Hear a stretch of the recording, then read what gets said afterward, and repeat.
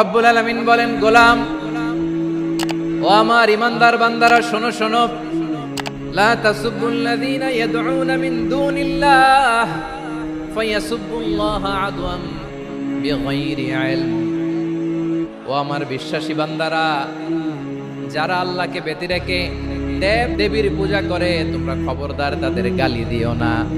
যদি ওই দেবতাদেরকে গালি দাও, তাহলে ভুলবশত, শত্রুতাবশত তারা তোমাদের রব আল্লাহকে গালি দেবে, ঠিক কি না? তোমরা যদি তাদের দেবতাদের গালি দাও, ওরা রেগে তোমার আল্লাহরে গালি দিবে, তাহলে আল্লাহরে গালি খাওয়ানোর কারণ হয়ে গেলাম আমি। রব্বুল আলামিন বলেন, খবরদার দেবতাদেরকে গালি দিও না, তাহলে ওরা তোমার রব আল্লাহরে গালি দেবে।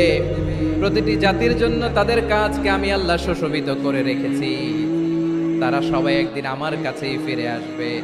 এরপর আমি রব্বুল আলামিন তাদের আমলনামা তাদেরকে জানিয়ে দেব। সুবহানাল্লাহ পড়ে।